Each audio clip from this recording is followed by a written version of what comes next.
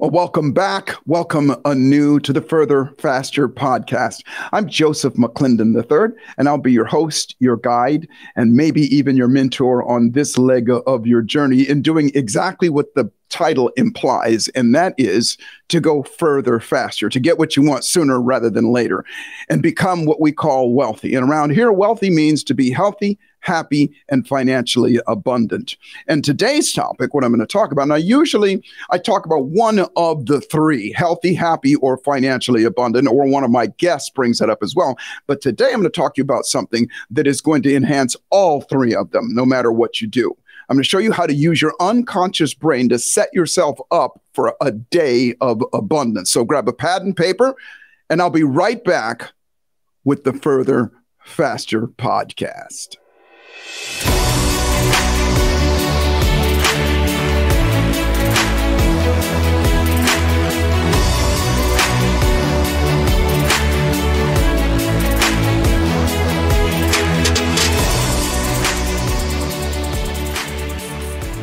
So have you ever noticed that there's some people that life seems to be, let's just say, a little bit different than the rest of us? The ball always seems to bounce in their favor. They seem a little bit luckier, or a lot luckier than the rest of us.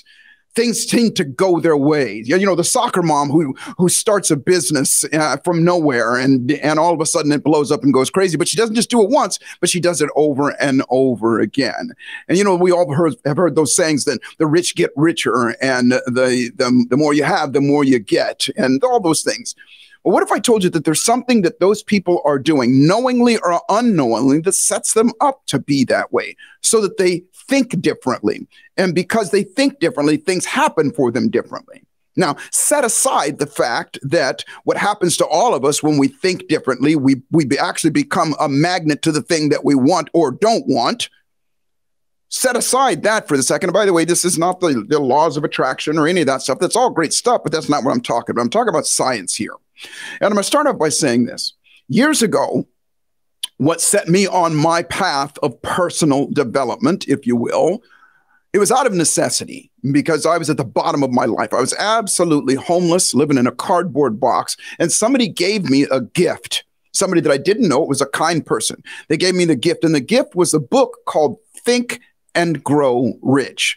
Now, if you haven't read the book, you got to grab it and read it. It is it is at least in the top 10 best-selling books of all times, period, but then also definitely in the top 3 or 5, in my opinion, of the personal development books of all times. And to give you a little background on the book, it was written in 1937, or it was published in 1937.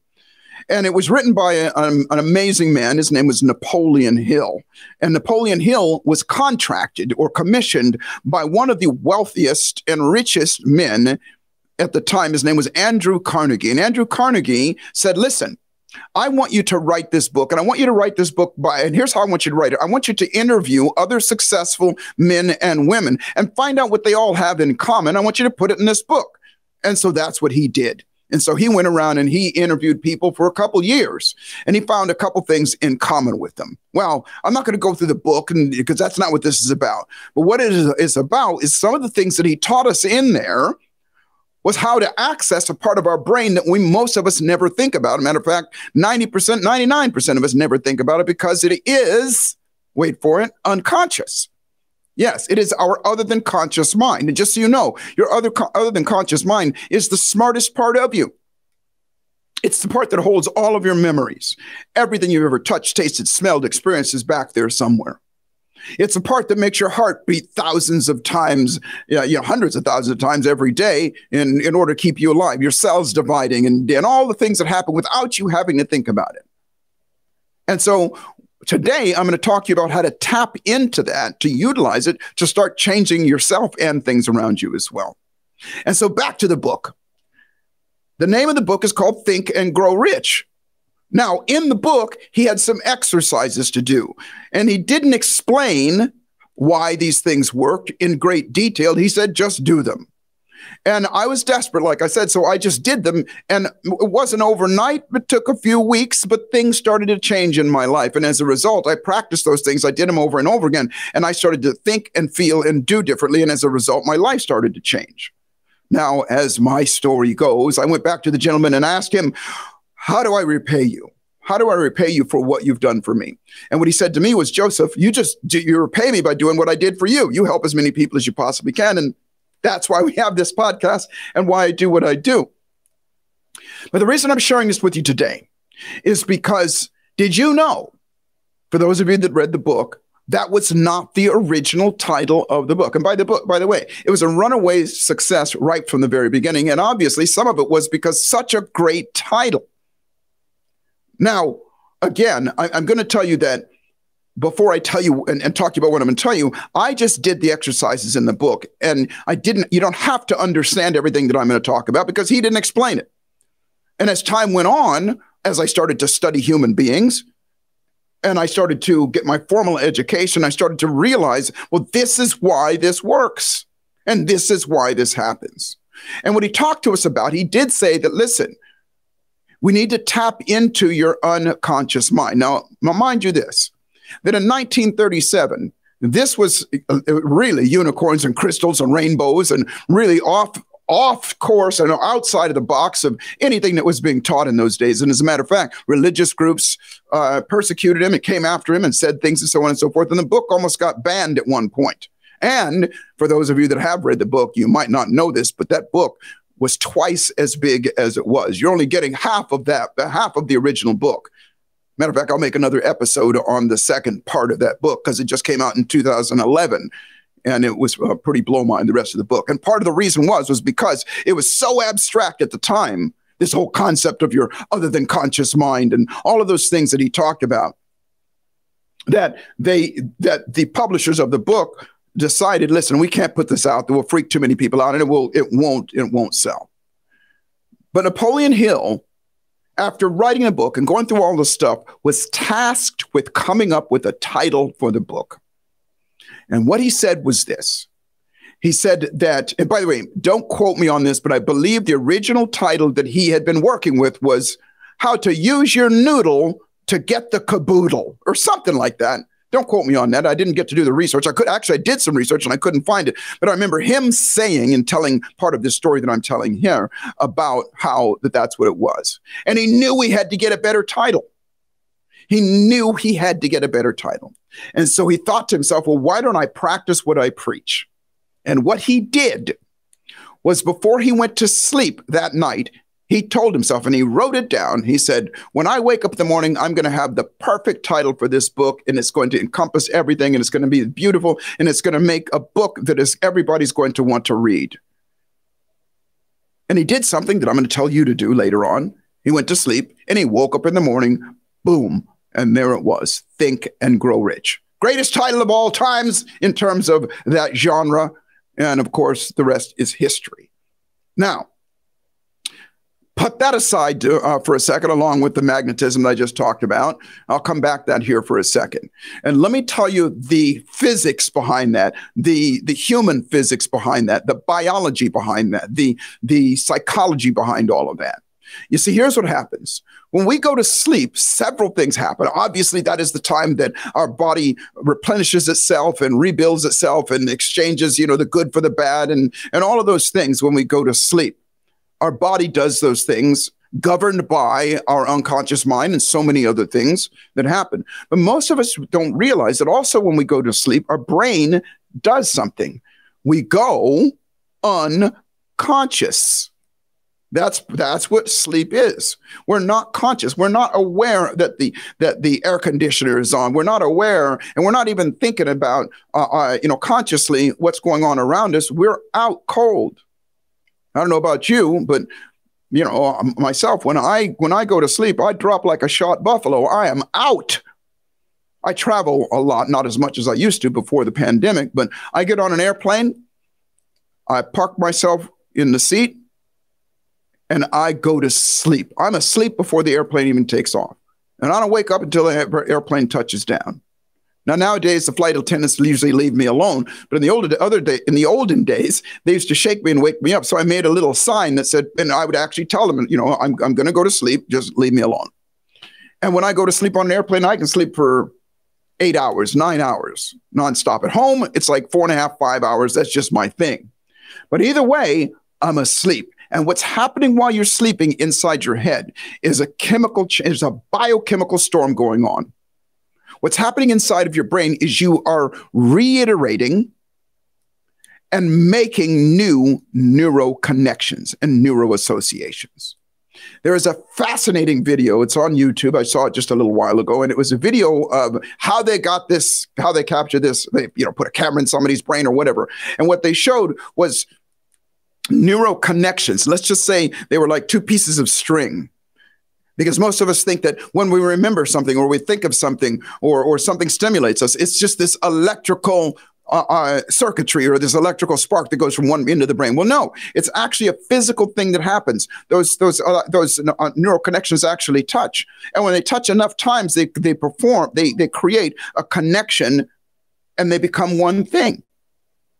And so what they did was they had a person, and by the way, that point of memory, that point where you learn something is when those things actually grow together. But what they're showing is these two neural connections. Let's just call them nerves for right now. They're in the brain and they're moving closer and closer to each other. And when they get really close together, all of a sudden they come together. And just like the tails or the hair tails on the movie, or what was it? Avatar. When they connected their tail that was on their head to the tail that was on the animal's head or whatever, their dragon that they were flying around with, or the horse, the six-legged horse, it would connect and they would become one. Well, think of it that way. That's what happens inside your brain. Well, guess when it happens the most? When we're asleep, when we're not conscious. And what happens is, and we've all experienced this, I know you have, that just before you go to sleep, you come up with these great ideas. And you come up with these great ideas and you go, oh, tomorrow I'm going to remember that. Tomorrow that is going to be something I won't forget. And what happens? Tomorrow morning, you always forget about it. You always go, what was that? And if you even remember it at all. What happens at night is your brain does several things. One of them is it gets rid of all of the useless stuff that it's stored. Stuff that it already knows, stuff that it needs. It gets rid of all of the useless things. But what it does is it also fortifies whatever you set up for the day, the thing that impacted you emotionally during the day. And let me give you an example of proof of that. We've all had dreams that when we wake up in the morning, we realize that we had that dream because of something. It had something to do with something that happened during that day.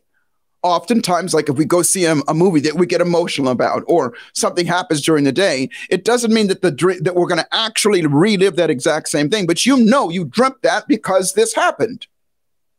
You dreamt that because something happened during that day or something before that impacted you in such a way that you at least got some sort of emotional stimulation about it. So your brain, while it was replaying it, goes, okay, well, let's put this together with this, and it made a movie out of it. But what you don't know, you might not know, is when you wake up in the morning, because you woke up with that, now you have neural connections. Because you woke up with it, what I was talking about, your brain has made a neural connection and it's with you and you remember it more. And if you work on it and if you do it enough times, which let's just say they're like a little thread in the very beginning, turns into a steel cable. If you do it enough times, it becomes part of who you are. And that changes how you consciously think. So what you're doing is through your unconscious mind, you're programming your conscious mind to think a certain way more often. And the more often you do it, then remember, around here we say, think, feel, do, have. As a matter of fact, the poem I always like to or saying I like to have people memorize, even in seminars, as I think, so I feel, as I feel, so I do, and as I do, so I have. And that is how we function as human beings. So if you can program yourself to think a certain way, then guess what? You are going to feel that way, and you're going to do that way. Said different, and you're going to produce results that way. Said differently. Let's just say, because remember what I said, wealthiness is health, happy, and financially abundant. So let's use health for an example. And let's just say you got some weight to lose. Let's just say you got, 10, 15, 20, 30, 40 pounds that you got to lose. And you know that the only way you're going to lose it is to quit putting so much cake in your pie hole, stop eating so much, and then move your body. And more specific, you know, if you put the right kinds of food in your body at the right times and you move your body the right way, a very specific way, you're going to do it even faster. That's not rocket science. It's everywhere. You can find diets and exercise programs everywhere. But the challenge is, even though we know that, we don't do what we know. That's common sense. And what we found through time is common sense is not that common, is it? Because if it was, then you would do what you know. Most people know what to do, but we don't do what we know. But here's the reason why. Because in the moment when it's time to do what we need to, should to, would to do to get the result that we know we want, and we want to do it faster, in that moment, our brain reverts back to how it has always thought. I'll do it tomorrow. Or I'm not strong enough to do this. Or it's no big deal. Or whatever that brain is thinking in that moment has been programmed to be that way. Well, part of the reason I'm telling you this, and as I said in the beginning, that those people that their lives seem to be luckier than others, I'm one of them, at the risk of sounding arrogant. And it wasn't always this way. I told you I was homeless. I'm one of those people that I expect life to show up differently and life to show up more abundantly with me because of this process that I'm about to share with you that I learned from Napoleon Hill. I learned now how it works, and I started doing it, and I have continued to do it, and I'm going to encourage you to do it as well. How to impact and how to imprint your nervous system, or I'm sorry, your unconscious mind, so that it impacts your nervous system, which is your feeling. So it impacts your behavior, so that impacts what you get. So said differently, that again, I always use things like making money or losing weight because it's kind of low hanging fruit, and everybody can relate to it, and everybody can understand it. That while you're asleep, remember what I said, the brain, it goes back and it identifies with what it already knows, and it gets rid of the junk that it doesn't need. But what it identifies with is most important, who you are and what you're going to do. What it does while you're asleep is it says, I am, and whatever you have decided you are, consciously or unconsciously, it reminds itself this. Yes, I'm a mother. I'm a father. I'm a businessman. I'm a loser. I'm a winner. I'm despicable. I'm great. And everything in between there. The one that is repeated the most, the one that we believe the most, is the one that is in our unconscious the most, that is set there. That's called your identity. And it is always the first thing. And if you've heard me talk about this before, that is your psychology. See, most of the time when we hear the word psychology, most of us, we don't know exactly what that means. Oh, yeah, it's just the way I think. Well, around here, it's something different. Around here, it's more specific. And it's part of what we call neuroencoding. And neuroencoding is just a process, if you will, to program yourself so that you automatically default to your best behavior, your best thoughts, conscious and unconscious. And so psychology means your thoughts, your consistent thoughts, meaning pictures and images that you have about yourself first. And that is the biggest part. If I was going to put ratios to it, that is 70 to 75% of your psychology, what you think of yourself. Because that will influence the next, I'm going to say, let's say let's call it 60% for easy math. Okay. It'll influence the other 20%, which is what you think of other people. What you think about what other people you think, the people are this, people are that, this person is that, this is that. And then the other 20% is what you think about your environment or the world around you. That is what your psychology thinks of or consists of, and that's what everybody's is. So as a psychologist, when people come to me, guess one of the things I want to find out? What do you think about yourself?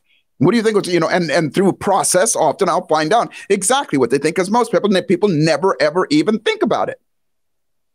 We assume these roles of mother, father, sister, brother, whatever. We assume these roles of being a boss or an employee or a child or whatever. We assume those things just because society says we're things, but very few of us ever sit down and say, I am this, I am that.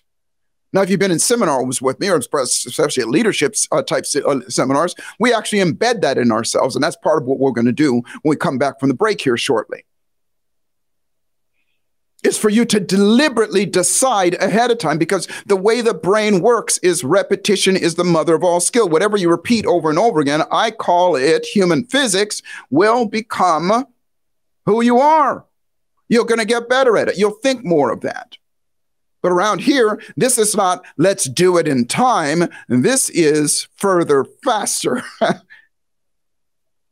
And so what I'm going to show you is how to embed it inside your brain at a specific time so that it starts to show up that way.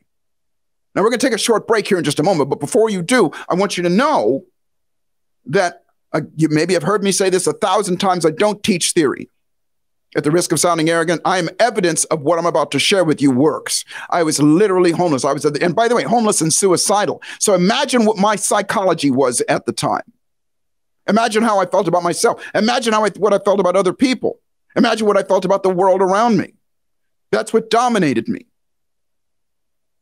And by the way, it dominates so many people now because we're influenced to be that way. We're influenced by media, by social media, by all this stuff to believe these certain things about ourselves. We see all these other people that are, having all these great lives, and they look great and they feel great and all this stuff and everything. And we go, well, that's not me. There's something wrong with me. Well, hang around. I'll be right back after this break, because I'm going to give you the exact process to do to stimulate your unconscious mind so that it produces the types of thoughts that are going to create the ideal you on the outside. I'll be right back.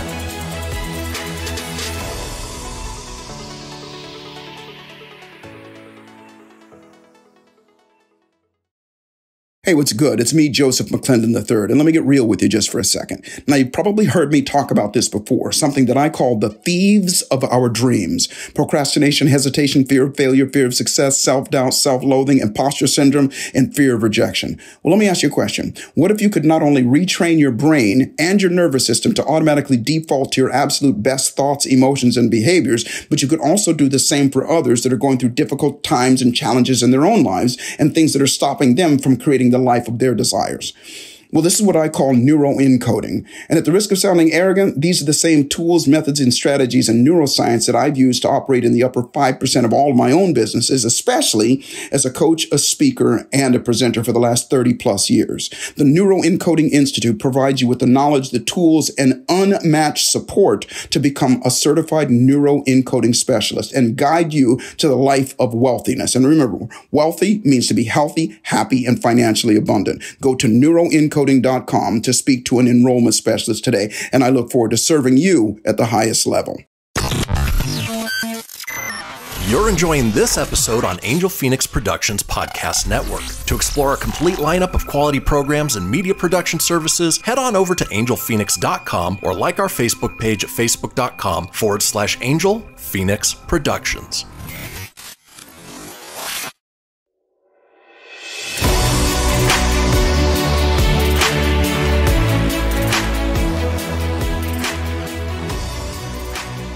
Well, welcome back. Welcome back. I hope I sufficiently cliff-hung you enough to be here for this session right now, because this is really, really important. This is something that, again, I've been doing it for years and years. I'm going to call it one of my major secret weapons, and that is how to program your brain utilizing what Napoleon Hill taught in the very beginning. And that is, before you go to sleep every night, just like I said, what your brain, while you're asleep, is going to be doing is it is going to be, let's just say, making sense of and making and embedding it and putting it in those slots in your memory banks while you're asleep. Unconsciously, your brain is going to do it on its own. It cannot not work. That's just the way that it is.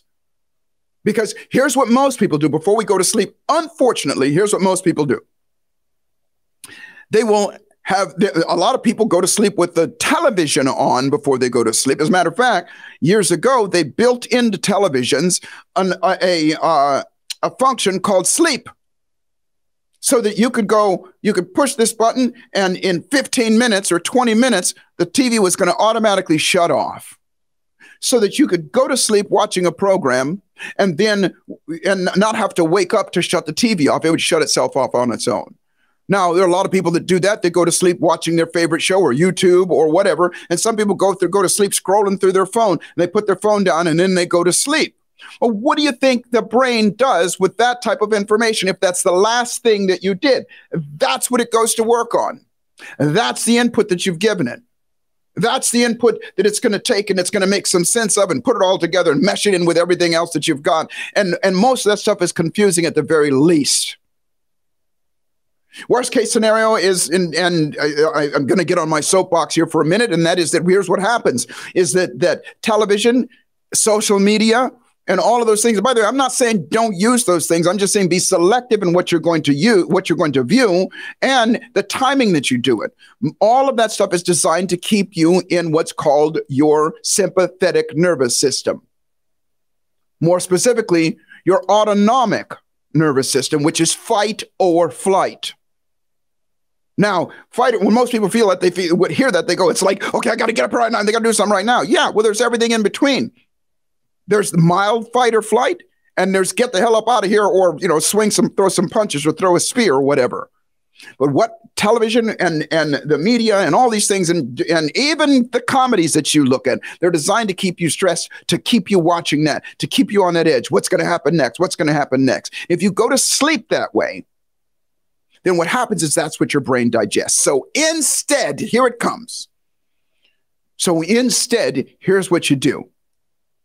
Now, Napoleon Hill used to have us write down our goals and read it 2 or 3 times. Once when you wake up in the morning and once right before you go to sleep. Read your goals. And that was it. And he would say, get excited about it. Matter of fact, his formula was knowing what you want, meaning your goals. He called it definiteness of purpose. Mixed with belief, mixed with emotion, makes things happen. That's all he said. He didn't say, here's how the brain works, all that stuff. He just goes, here, you just do this. And that's what I did.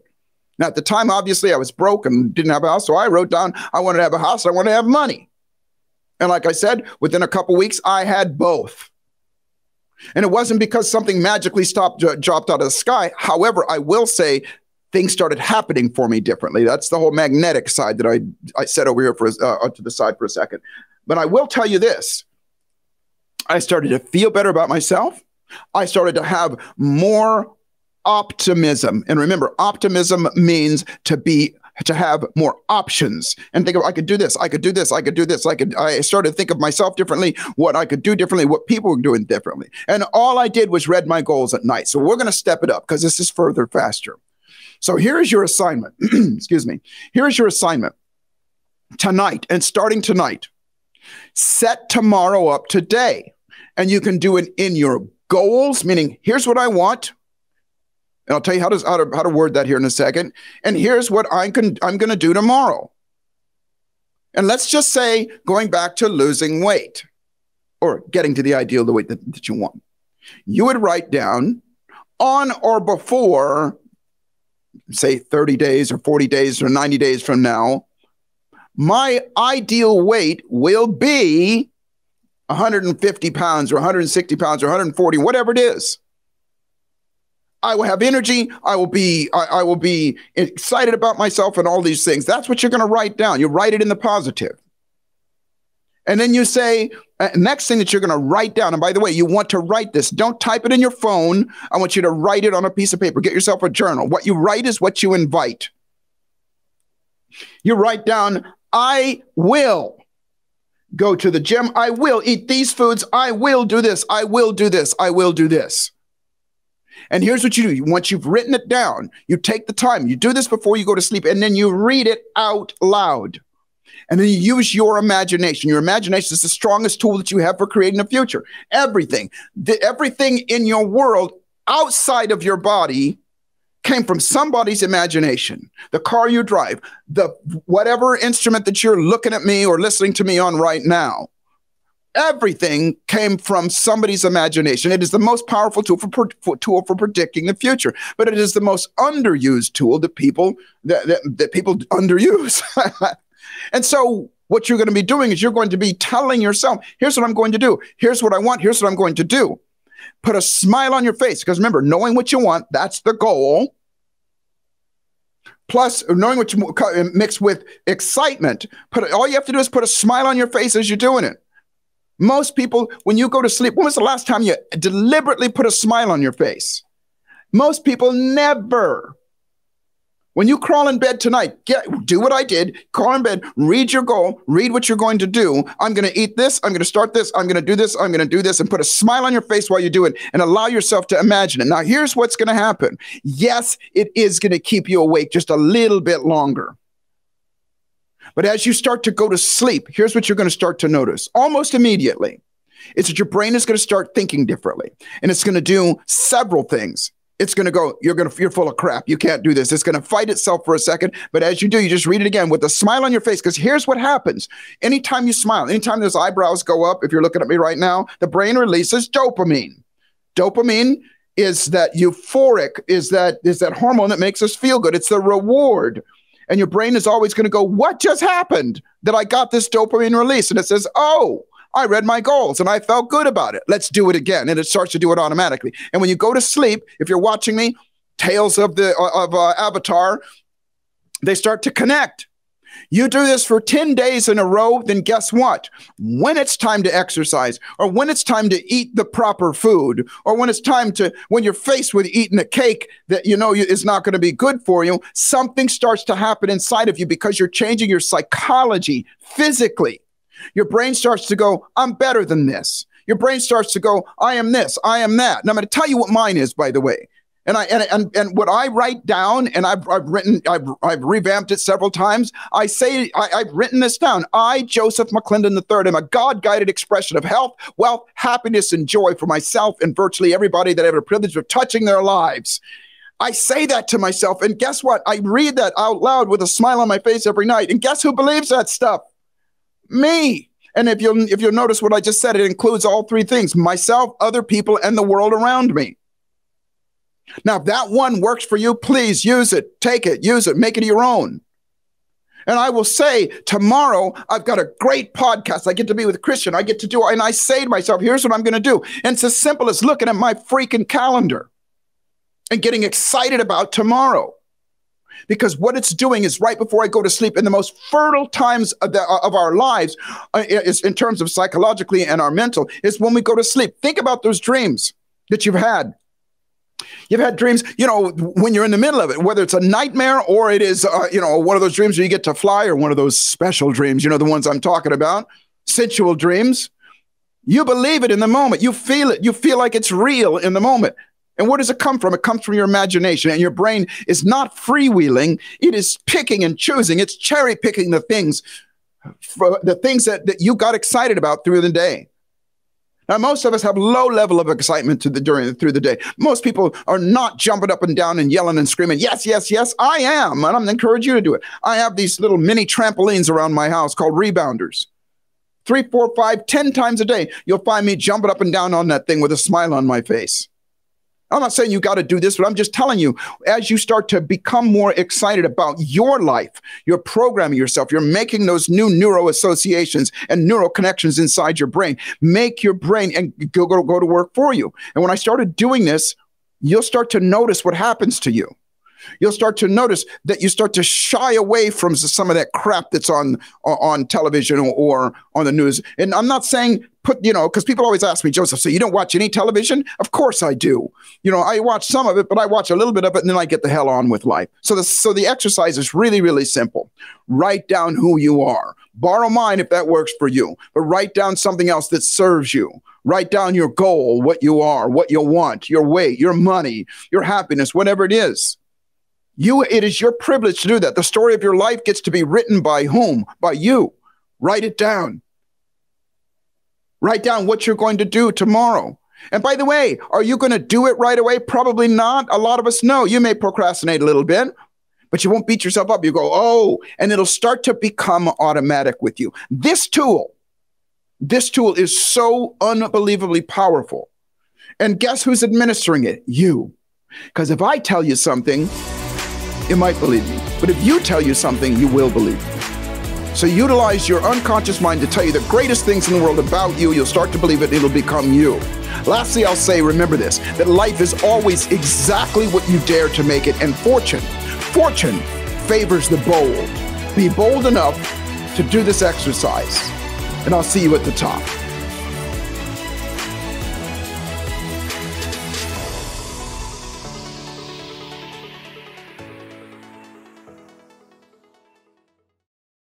This podcast was a production of Angel Phoenix Productions. Explore more episodes of this show or other great shows on the Angel Phoenix Podcast Network by visiting angelphoenix.com. The views expressed in this show do not necessarily represent those of Angel Phoenix Productions or its advertisers, and may contain language that's unsuitable for younger listeners.